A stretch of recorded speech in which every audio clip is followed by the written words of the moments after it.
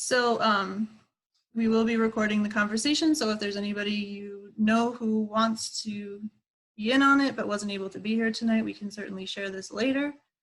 And just keep it in mind as you are participating that we're recording.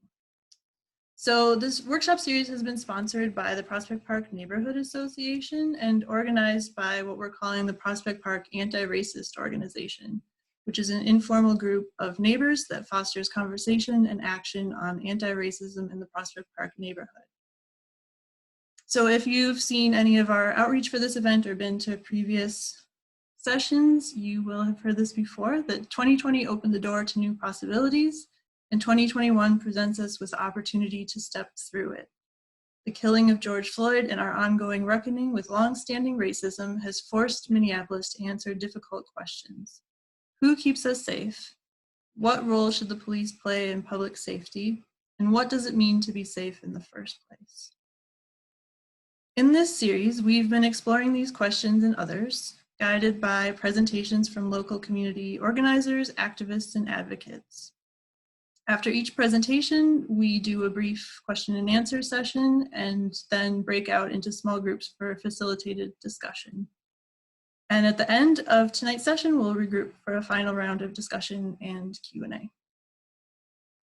So before we begin, we're going to just set some group norms, the same ones that we've had for every meeting so far. So here those are. So first, one mic, one voice. Only one person should speak at a time. If you have questions for the presenter while he's presenting, you can share those in the chat, and Madeline will be keeping an eye on it and asking your questions to the presenter. Especially if they're clarifying questions, it's great to do that during the presentation. Step up, step back, which just means be aware of how much you're speaking. If you're taking up a lot of time, maybe leave some time for others to speak. Speak from your own experience using I statements. Put relationships first, meaning work to build community and trust with an awareness of power dynamics. And assume best intentions, but don't assume anything else about their experiences. If there's something you want to challenge, please challenge the idea and not the person who says it. So if somebody says something incorrect or offensive, definitely call them out on that, but refrain from insults. And then please lean into discomfort. So if you experience discomfort in the course of this evening, see if you can learn something from it. And if we do find that people are, I don't expect this to be an issue, but like violating these norms strongly, then we may mute you or ask you to please stop, or if it comes to that, ask you to leave. Does anybody have anything to add to those or questions about those expectations?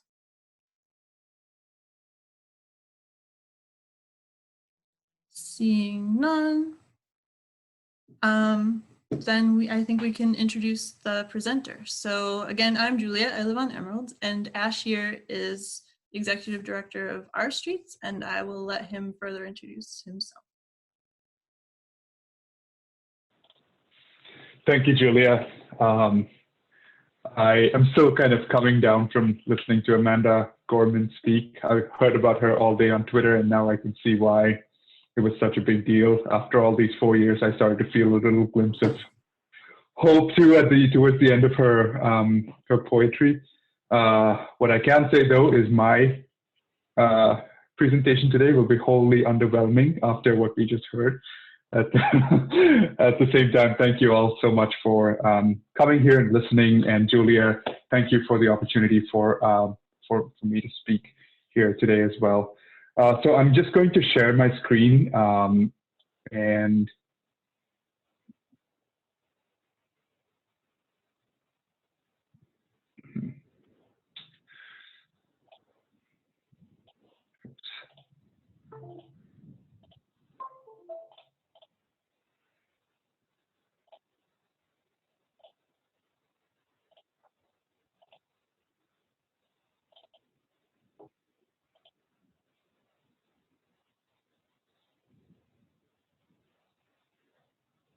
Okay. So is everybody able to see my screen? Yes. Okay, Yeah. great. Yeah, thanks, Julia. So my name is Ash Narayanan, and I am the executive director at Our Streets Minneapolis. A little bit about my organization. Maybe some of you are familiar, but if you're not, Our Streets Minneapolis is a local nonprofit, and we're based in the Cedar Riverside neighborhood of Minneapolis. And our mission is to make the city better for folks biking, walking, and rolling. Rolling meaning people in wheelchairs or folks using things like electric scooters, micromobility. And so we started back in 2009 as the Minneapolis Bicycle Coalition. I see a few of you on the call here who are involved with the coalition back then. Today, a lot of the protected bike infrastructure that you see in the city is a result of the early organizing that was done by folks involved with the coalition. And in 2017, we changed our name to Our Streets Minneapolis to also focus on people walking and rolling. So our campaigns have had, a huge influence on city policy. And here, this picture that you see is of our signature program, Open Streets Minneapolis. I'm sure many of you have had the chance to attend Open Streets. Of course, we had to cancel it in 2020 because of the pandemic. I think open streets are really a powerful visualization of what our streets could be if we truly prioritize people on them and not just cars. And today, our organization has really emerged as a champion of anti-racist transportation advocacy.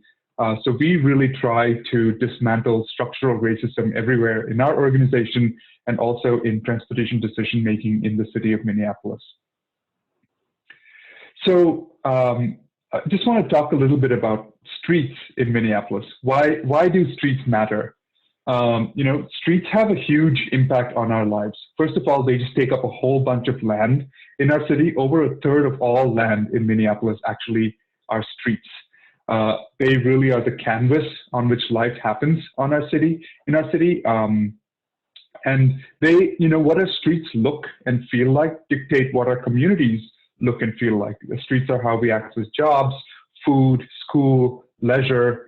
And because they have such a huge impact on our quality of life, who gets to design streets and what our streets, feel like are really important. And it's really also important that we feel safe and comfortable while on our streets because they make up such a huge portion of our lives.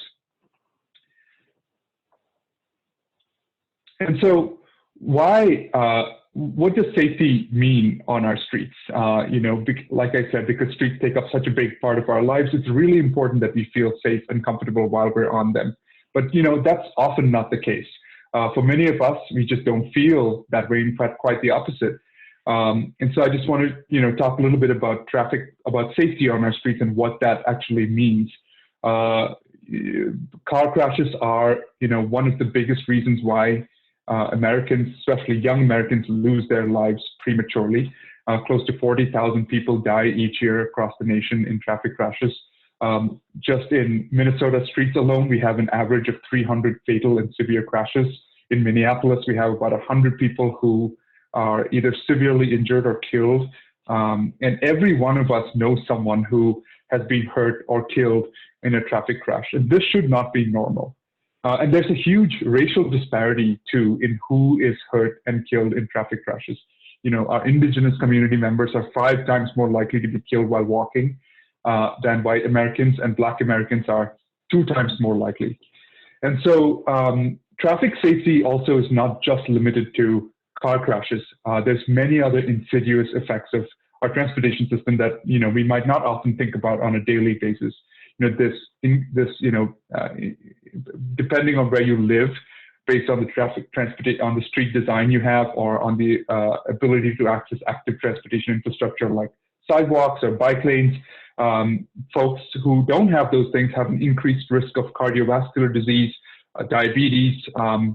People who live close to freeways, we live close to 94. We have higher rates of asthma in our neighborhood as a result of that.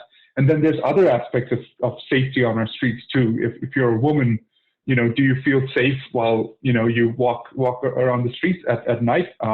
If you're someone who's trans, do you feel safe, traversing our city? If you're Black, do you feel safe from police violence, for example?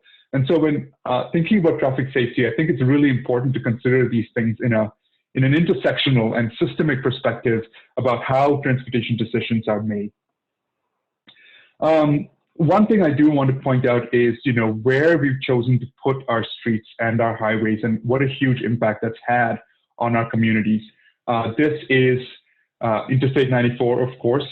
This was when it was built in the 1960s. They were interstates across the United States, like 94, were intentionally routed through Black communities. Here we see I-94 through Minneapolis and St. Paul that went through the Rondo neighborhood and North Minneapolis, destroying many Black homes and businesses, destroying Black wealth. And the effects of these highways are still being felt today, like I mentioned, with asthma, but also just, cutting communities and cutting neighbors from each other. And Minnesota Department of Transportation, to their credit, came out and apologized for the effects of these highways. At least at the time, claimed that they would not, build something like this again in our cities today. Another hugely consequential effect of our street design is its link to the climate crisis. Today, the single biggest reason that carbon pollution is getting worse is because of driving. It's also, driving is also the fastest growing sector of carbon emissions. And a lot of this is because, like I've mentioned, we've designed our transportation system and our streets to encourage as much driving as possible. Again, because of where streets are located, communities of color breathe worse air, and folks who contribute the least to carbon emissions, Black, Indigenous people of color, especially, are most likely to deal with its worst impacts. And so one of the things, we often hear about what we need to do to make our streets safer is step up enforcement, especially police enforcement. And at our Streets Minneapolis, we have consistently said for a few years now that we don't think increased policing is a good way to make our streets safer. We think that, there are better ways that we can, better tools that we can use to make our streets safer. And that's the biggest reason is because the disproportionate harmful impact that policing and enforcement has on our community members of color, especially. And then second, we think that there's just better ways to make our streets safer. So I just want to, take you through some of the background and context on how we think about policing in transportation at our Streets Minneapolis. So our stance is really based on a public health approach to safety. Our approach is based in the principles of public health, which says do no more harm. This means that any policy we support, we thoroughly examine whether it exacerbates inequality in some way or harms folk who have already been marginalized in some way. And like I said, our stance around enforcement is that it's just not a good way to improve safety because one, it disproportionately harms people of color in our communities, and two, there are far better tools that we know for sure work. This was a stance that was created, years ago. It was informed by community stakeholders, Black, Indigenous people of color, staff members, board members. And today we continuously work to think about this deeply, refining our stance as new information comes in. And also recognizing that we're one of the country's maybe one of the very few POC-led transportation advocacy organizations with a majority POC staff and board. So we take our responsibility of not doing more harm to our communities very seriously. And so I just want to talk through, transportation decision-making.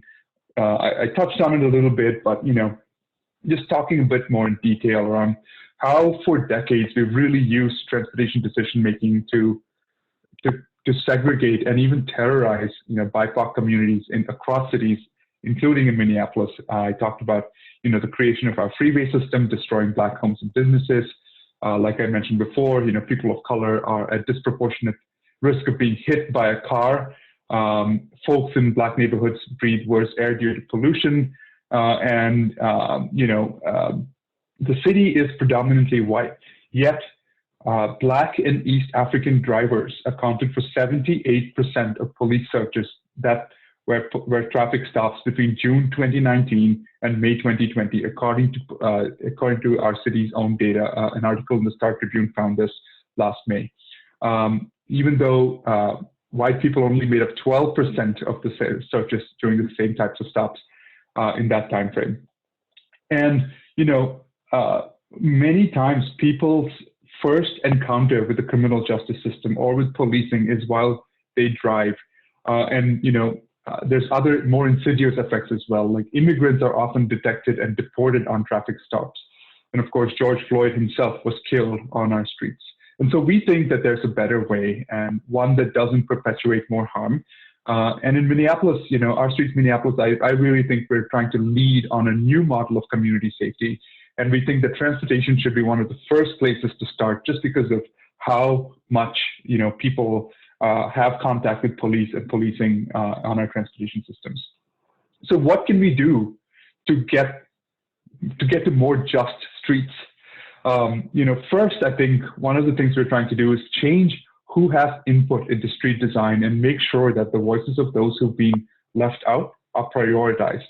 And then the next thing we need to do is to change policies and culture at places where decisions are made. So these are places like public works, or even, where, often, street designs are made by one or two people, engineers usually, and are brought down in a top-down manner. And we think that needs to change. And if we do those things, we really think that street designs can be changed to prioritize the needs of people. We have made a lot of progress. We're lucky to have a city council that has really kind of championed the cause of not just safer streets, but also more just streets.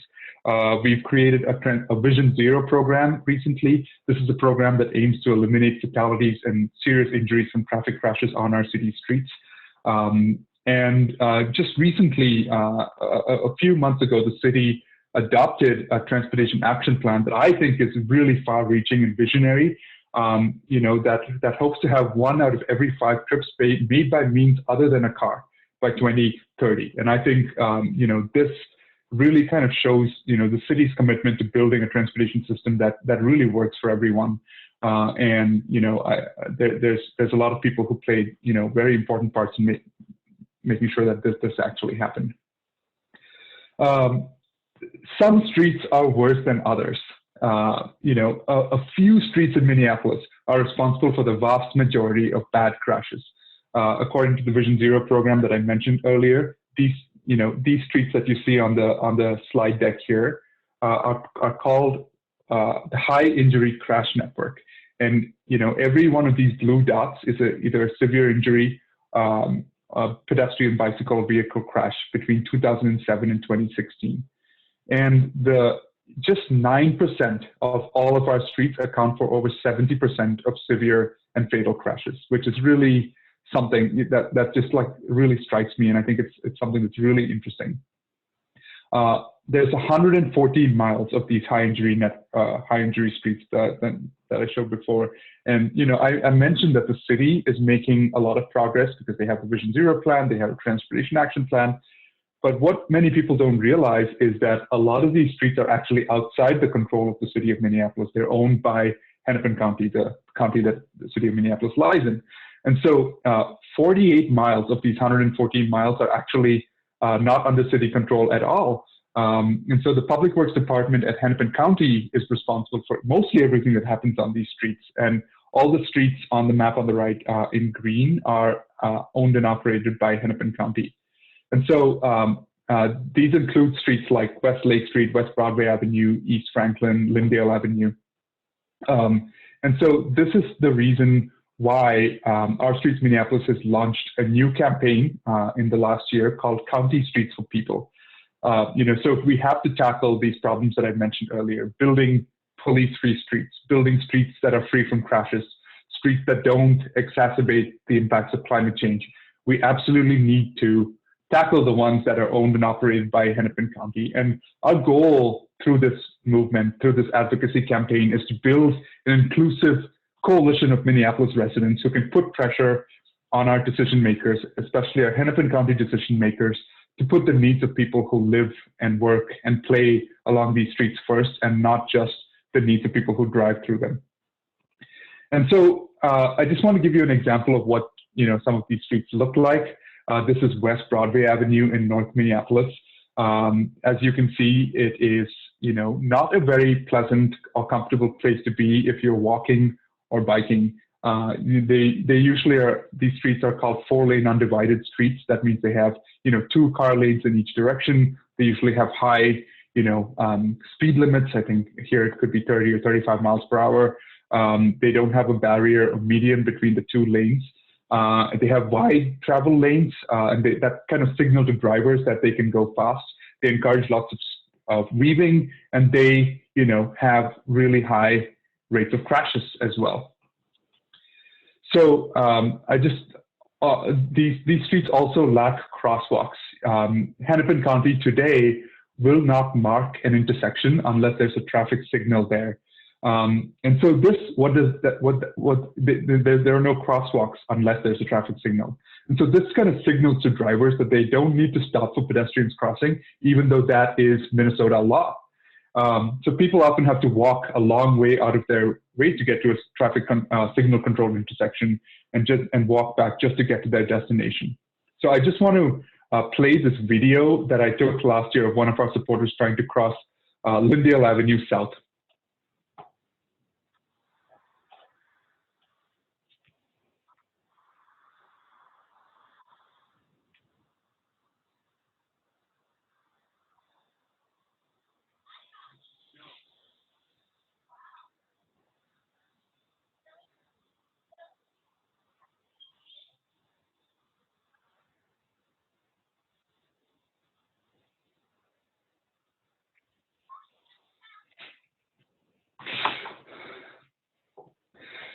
So,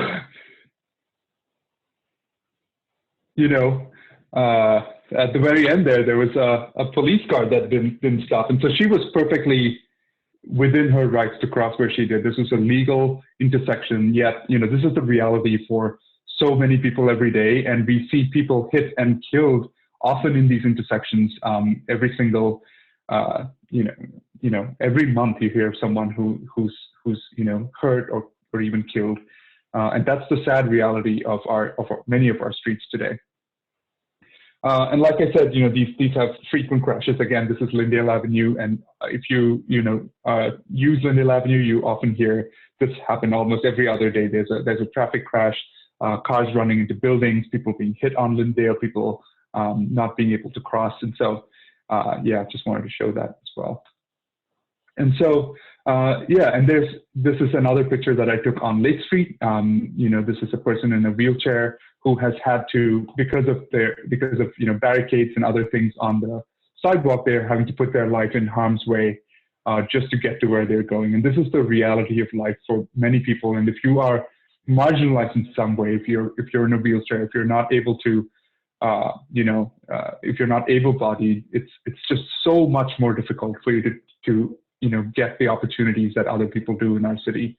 And if it's winter time, it's even worse. As I'm sure the city becomes impassable for many people because our sidewalks are not cleared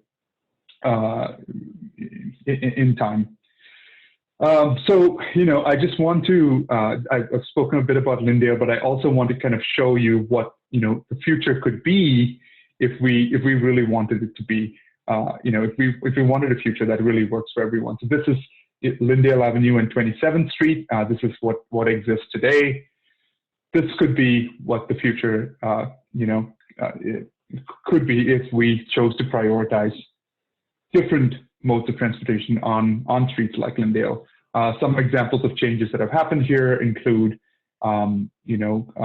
Lyndale being changed from a 4-lane undivided street like the one I showed you earlier to a 3-lane conversion. This can be done with paint. It can be done in a couple of days. And we've seen 4-to-3 conversions, drop traffic crashes significantly. It reduces speeds, and it doesn't really make traffic flow any slower. Traffic flows just fine. We've seen this happen. We could put in bike lanes. We could put in marked crosswalks and just make it, we could put in street trees and make the whole street much safer for folks without relying on policing at all. And a lot of this can be done at a very low cost and can be done really quickly without a whole reconstruction that needs to happen. And so, I talked a lot about, the infrastructure changes that could happen on our streets, the infrastructure changes that exist today. But one of our big goals is really shifting power in transportation making, decision making. So like I said, people have been systematically left out and as a result have been harmed. And so our goal is to really prioritize the voices of Black, Indigenous people of color, folks who've been left out in transportation decision making, and we are really trying to build a movement that meaningfully engages community, trying to understand what it is that folks really want from their streets. And we have explicit goals of dismantling structural racism in transportation. And so this is a picture from one of our community forums that we did last year, and we're going to have a series of these forums this year as well. So I will stop there. That's the end of my presentation. And yeah, I think there's been a bunch of comments here in the chat, and happy to take questions here. Turn it back over to you, Julia. Thanks so much, Ash. That was great. Yeah, most of the comments in the chat have just been about audio and internet connections, and then some positive comments about the image you just shared of what Lindale could look like. So I don't think there are any questions entered yet, but definitely if people have them, we would love to hear them. So you can either type those in the chat at this point, or just if you don't want to type your full question, you can just put in the chat that you have a question and we'll go through them in order.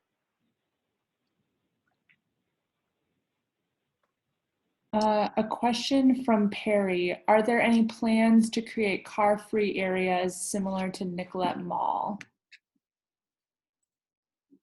Yeah, so I mentioned that the city put together this new transportation action plan. This is a policy document that will guide transportation decision making for the next 10 years in our city. And in that document, there are references to exploring networks of car-free streets or creating things like pedestrian plazas. Having said that, it is a huge lift. There's always going to be opposition to this. And one of the goals of my organization is to, I see Councilmember Cam Gordon here and Robin Garwood as well, both whom have been really, instrumental in kind of helping us achieve this vision of streets that really belong to people. And so I think, it really will take organizing and enough people saying that this is important for us to do. So the plans are there. I think it's on us to actually get it done. All right, the next question is from Sam. Thanks for the really great presentation. I just had a question. There's been talk about, for instance, taking away like traffic stops as part of police responsibilities. Have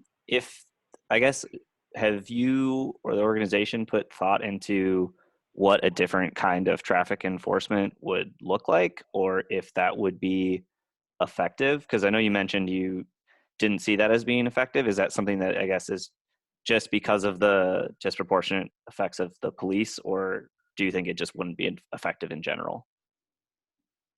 Yeah, so the short answer is we just don't think those are effective in preventing significant injuries and fatalities on our streets. We think that the main reason these things happen is because the system is designed to prioritize the movement of cars over everything else, which means that,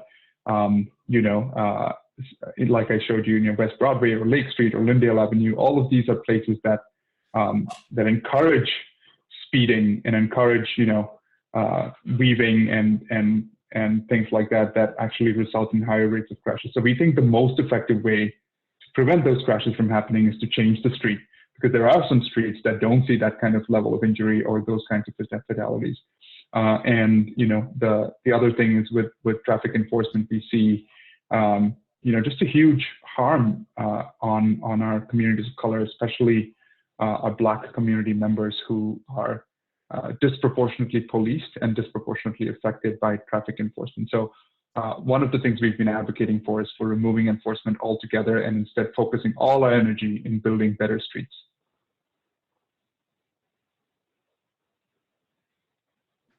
All right, next question is from Yvonne.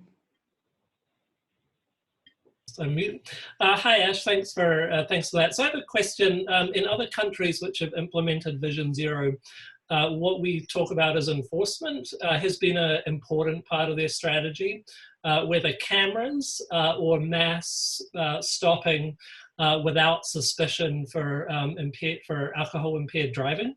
And so I'm just wondering if you feel that with a newly constituted agency, not the Minneapolis Police or the State Patrol, whether that would be possible in the US, or do you think that we just don't have the ability to create an effective, trusted agency to do what's been done in other countries? So I think we can certainly, I think we can create another agency that's perfectly possible. Where my skepticism comes in is, just looking at the long history of racism, white supremacy, and just the role of police in the United States. Almost any program that we create almost immediately seems to have deep racial disparities that surface, whether it's a camera enforcement program or whether it's even writing tickets.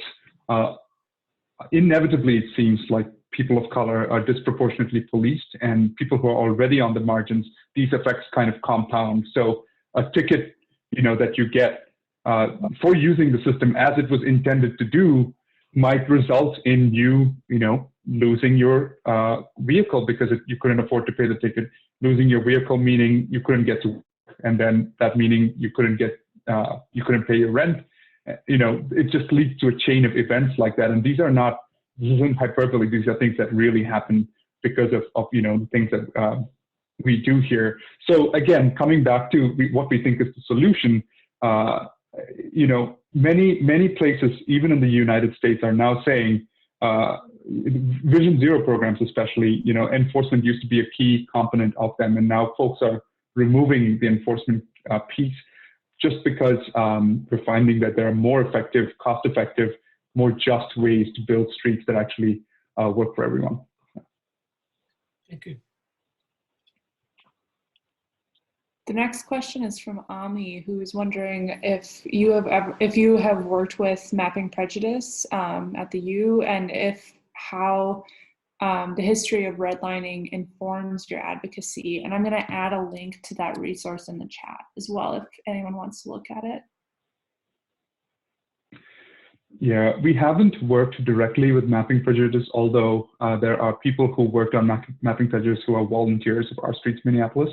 I do want to mention, though, that the disparities that I talked about in terms of who is most likely to be hit and killed while walking, Indigenous people, Black Americans, Black Minneapolis residents, that's no accident. That is a result of decades of policies of where we've chosen to put our streets, what neighborhoods have been, how neighborhoods have been prioritized. A lot of our communities of color are often treated as places for people to drive through as quickly as possible, and not be places where people can stop and access neighborhood resources. And the result is, those disparities that we see, and things like redlining all kind of have compounded these effects that still exists today. So I think the mapping prejudice work is really, important in kind of showing us the history and showing us how, those things still exist today. And I think, they are something that we should be, looking more closely at in terms of how our transportation decisions should be made. Yeah. Want to go ahead? Yeah. So I have a question. I'm Corey. So we've talked a lot about streets and moving through streets, but I was wondering if you could talk about our streets advocacy with parking, off-street parking, on-street parking, and how we want to evolve that conversation as well. Yeah. So one, like I said, a third of our land in Minneapolis is streets. And a lot of that land actually is used for the storage of cars as well. And so this is, prime productive land that could be used for a variety of things, but instead we choose often to just use it for storing a vehicle that is unused for 98% of its life. And then the second thing is there is a very clear link between increased parking and increased driving. The more parking there is, the more people tend to drive. For decades now, cities, including Minneapolis, have had parking minimum. So if you are a developer and you're building a home, that city law says that you need to provide a certain number of parking spaces. Usually it's 2. Because of the work of folks on city council and others, we've gotten rid of that requirement in Minneapolis. We no longer have that. So I think we've made tremendous. Robin, I see you shaking your head. Is that not true? Or we've gotten rid of it in some parts. We're going to pass it this year. Okay. Yes. So one of the things I think, as I talk about in terms of building these just and more equitable streets is to really rethink how much of it we use for car storage. Maybe we can use parking lots for something else. It could be homes, it could be businesses, it could be pedestrian plazas, it could be malls. And so I do think, not building a ton more parking in our valuable land is one important tool in how we get to a more just, low carbon transportation system. Could you talk a bit, question from Ben. Could you talk a bit about alternatives to transportation police, such as on the light rail? And he acknowledges that the light rail is not a street, but to talk a little bit more, it's in the direction. Yeah, and as I'm sure many of you who've been involved in these conversations know that there isn't really one simple answer. For me, the thing that really comes out is how much of the societal problems that we see are kind of surfaced on our transportation systems, because that's where we spend so much of our life, whether it's on the light rail or whether it's on our streets. So those things could be, if you don't have a home to go to and you're cold in the winter, you spend your time on the light rail system. There's a lot of, we live in a patriarchy. We live in a world filled with toxic masculinity, and a lot of that surfaces on our streets in the form of street harassment and sexual assault even. And so a lot of these things are deep societal issues that I think, we really need to solve at the very root. So I don't know what the answer is to the light rail question, but I do think that the answer is not, having armed police be the solution for every issue around, when people feel unsafe. I think there's many different ways in which we can approach that, including having, first responders who are not police, help people.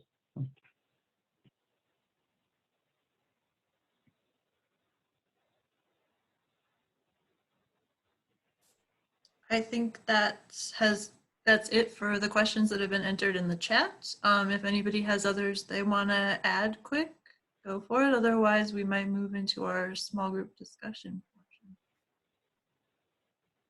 I have one question on the county streets, the discrepancy between, who controls which streets and the presence of high crash areas. How do you encourage the county, Hennepin County, to work with our streets and have similar traffic calming measures on those streets? Yeah, so the way we are doing it right now is going and speaking to community members like you and talking about their experiences living, working, and playing on these streets. And right now we have formed work groups along major county corridors. So Lyndale Avenue, Lake Street, Franklin Avenue, Lowry Avenue. We have, hundreds of people who are part of these work groups who really care about making these county streets better. And so what we do is we strategize, who else should be at this table? What is our vision for these streets? What should they actually look like? And then we talk about, how do we actually get our message across to county commissioners who can then take action. And so this is just, grassroots community organizing where we get enough people and show that we have the political power to make this change happen. Luckily we also have folks on Hennepin County commissioners who also care about making our streets better. But they have 100 different things that are being brought to their attention at any given time. And so our job is to make this a really important issue, something that they can't ignore. And we do that by demonstrating, the strength of our movement.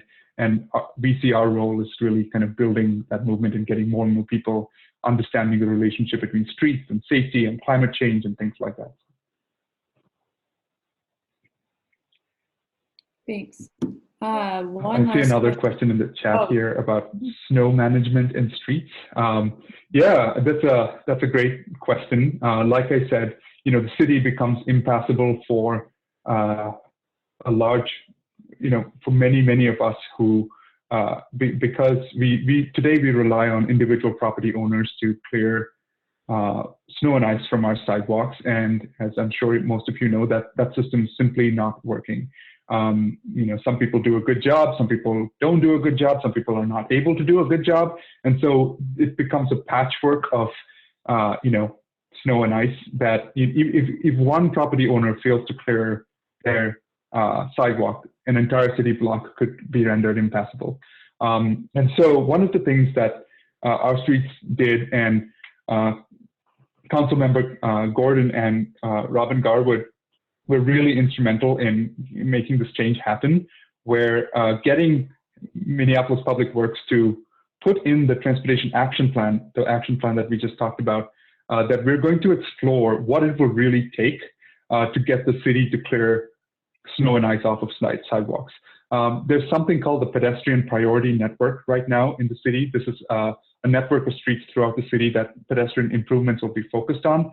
And we're really hoping that we can start looking into really what it will take to make our streets clear of snow and ice, whether that's, city-led municipal clearance of snow and ice, whether it's, looking at, different contractors and seeing what it would take to make maybe, business district or a neighborhood block clear of snow and ice. I think there's many different ways that we can go about this. We just don't know what the solution is, but I think we need to try because we know that the current system is not working. Great, thanks so much, all of you, for your really good questions, and Ash for answering them all so thoroughly. I think we're going to go into small groups now so that everybody has a chance to dig into these things a little bit more. We will be pausing the recording for that, but sharing some of our ideas with a larger group after the small groups. We ask that you please respect people's privacy. If people are sharing personal stories in the group, feel free to share the ideas of their story with others later, but respect them and keep them anonymous as you share.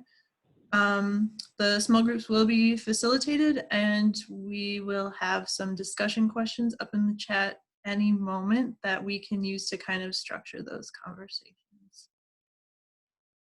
Great, so I think we're ready to go. FYI, Julia, Ash may have told you, but he had to actually leave because he was promising his wife that he would make dinner for her, and didn't realize we were going past 8:30. So so we can probably still share our discussions. Yeah, for sure. But we do not have Ash anymore. We can send him some questions after if people still have them too. So are all of our groups back? Is this everybody now? Okay. Could be, yeah. Started the recording up again. And so we just want to kind of share out some things we talked about in our groups. My group suggested having additional flocks of wild turkeys as a traffic calming measure. Does anybody else from my group want to add anything to that?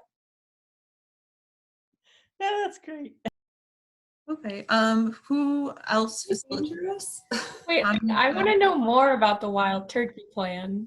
I mean, I don't really think there's more to it than that. It wasn't a very we only had 15 minutes. We couldn't get them all out on the street yet. I think in addition to wild turkeys, we talked about having wild people out on the streets too. The more people who are out there using streets and the more infrastructure that's built towards people feeling comfortable and safe to move freely across and through streets, the less speeding we have, and therefore the less traffic fatalities and the less need for enforcement. People are a great way to cut down on bad things. What if the people are dressed as turkeys? Are they doubly effective? One way to find out, I think. Yeah, we need to do a focus group on that. Get out your turkey suit. Ami, did you facilitate a group? Sort of. Anybody can jump in. One thing that I thought about from our group discussion was like how simple solutions could be really effective. We talked about like painting crosswalks more,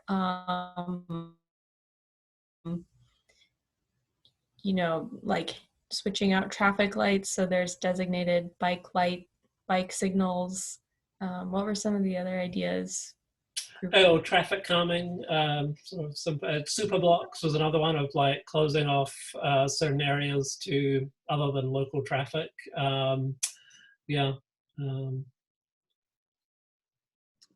Protected bike lanes, Yeah. flashing lights to signal pedestrians at crosswalks. I'm sure there were more. Ash was in our group, and before he had to leave, he said he made an interesting analogy. I thought it was like if an architect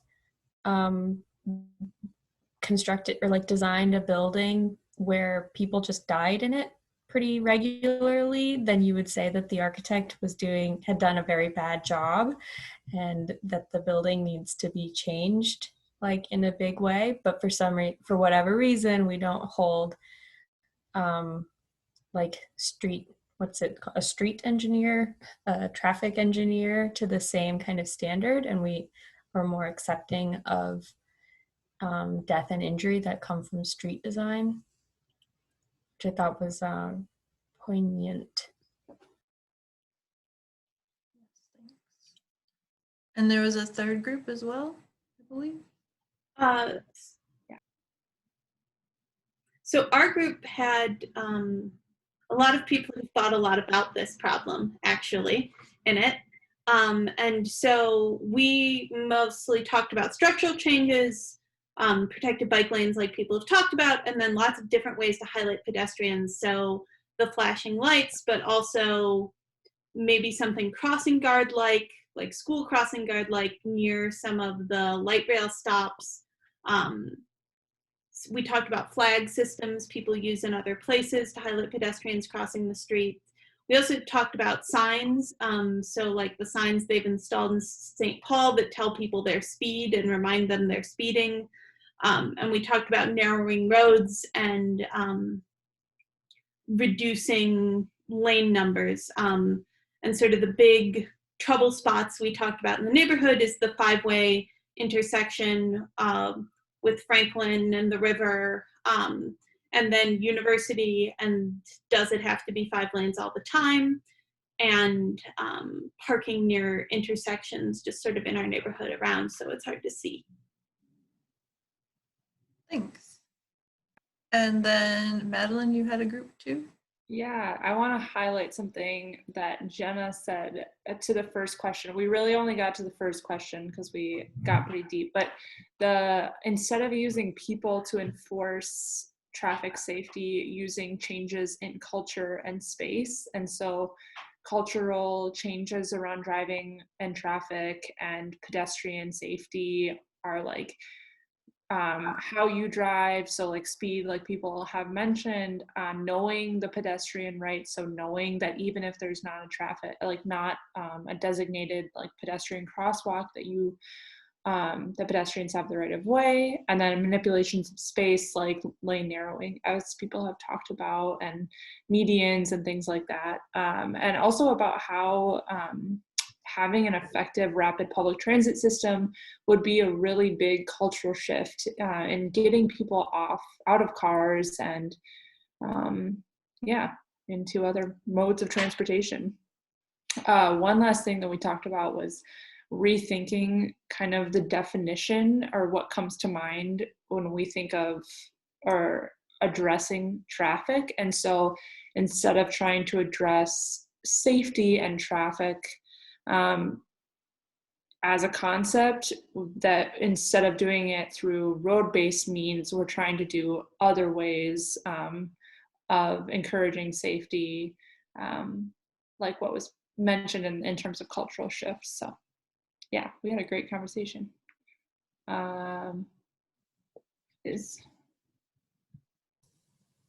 We also talked about a specific example on University or on 4th Street between at University that is currently in the works of potentially becoming a 3-lane street. I don't know if Robin is still on. University and 4th, the one-way pairs, there are 3 lanes in each direction now, and so, but there's an opportunity right now to get Hennepin County to build them in a different way that would have 2 lanes or fewer instead of that 3-lane just sort of traffic sewer through between Oak Street and I-35. Amen. And there was mention that perhaps Ivan has been working on this. I'm just curious if you have anything to add, any way we can support the transportation committee. So we sent a letter about that very issue to Cam and Robin. And, we know they're supportive, but it's good to have the neighborhood on site. If it's okay, Robin and Cam, can I just mention the stuff on Malcolm Avenue? So folks might know on Malcolm Avenue between right by the school there, long term, the park board, which doesn't actually own the street, would like to make that a shared space or a VUNERF. And thanks to Cam and Robin, we had a really productive meeting with Public Works last week, and they're going to come out and put down some flex posts, which will mark out where some planters will go. That'll create some really nice street narrowing, and this will give us a sense of what a shared space could look like. Essentially, for cars, this will make it, you'll have to yield, essentially, is a lot of it. It'll, won't be a sort of a straight shot through there. So yeah, we're gonna, we had a really productive meeting. This will be sort of, seeing how a shared car pedestrian space can work. We're excited about it. And yeah, as I want to thank Cam and Robin for getting the meeting set up. And it was, we're talking about designing a street here or, putting stuff out on the street, but it was a really enjoyable meeting. So people came with enthusiasm and goodwill, and it was good. So yeah, looking forward to seeing that. And we'll have more about the planters circulated to the neighborhood later in the winter, so we can build them in the spring and then plant things. So, yeah. Yeah, and I just want to put in a plug for the Transportation Safety Committee in general of PPA that deals with especially this kind of site-specific safety idea all the time. So if people are interested in that sort of thing, I definitely recommend you attend when possible. Yeah, definitely come along. I mean, Prospect Park committees used to be kind of like, you had to be interested for life, and you had to be interested in debating stuff. We prefer, I prefer as the chair to sort of facilitate working on things we can address. Sometimes that's sending a letter to Cam and Robin, and other times it's organizing people who are interested in the same issue. And so, yeah, if you've got something which is of concern, come along, bring it to us. Things normally take 2 or 3 meetings to, discuss, identify something we could do. But that's how we try to operate. I just want to, Ben, these workshops actually came out of Ben's ideas. Maybe there were some other folks involved, but I remember Ben was a leading light in that. Very specific and concrete, and here we all are. So Yeah, so that's definitely one answer to the question that we like to end with, which is what actions can we take as individuals in a neighborhood to build on what we've learned in this workshop? So definitely it sounds like advocacy at the neighborhood level, city level, county level is a big one. And anything anybody wants to add to that question? This is Lynn. Can I just say that if you want to know when the Transportation Committee meets, you can either email Ivan and he'll put you on the committee list so you get notices, or you can subscribe to the PPA newsletter and all the committee meetings are listed there so that you know when they are and how you attend them. There's a calendar on the PPA website. We'll put that in the, so Ivan has put the email link there. So if you're interested, you just email him and he'll add you to the list. And we'll put the newsletter subscription list in there too if you don't get the PPA newsletter in a second. Great, thanks everybody for the thoughts. I think it's basically time to move on with our evenings. If anybody has other questions for our presenter, we can definitely send those to him and get you answers. If you want to put those things in the chat or just email us later, that would be fine. We'll compile those and send them along. And I just wanted to put in a plug also for next week's session of this series, which is at noon next Wednesday. It's an earlier daytime one. And we're going to have Tabitha Montgomery and Grace Burke here from the Powderhorn Park Neighborhood Association. So that'll maybe give us some good ideas too for what we can do as a neighborhood in the future. I just wanted to throw out if anybody has and since Ash had to dip out early, if we've got follow-up questions for him, then you could email the PP Prospect Park Anti-Racist Group, and we can forward those to him. Do you have the address that you could paste in the chat on me? Yeah, 1 second. I got you.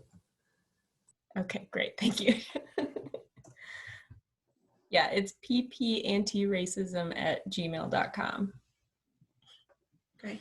Any final thoughts before we close out? Great, well, thanks everybody for coming. Good to see you all. Thank you.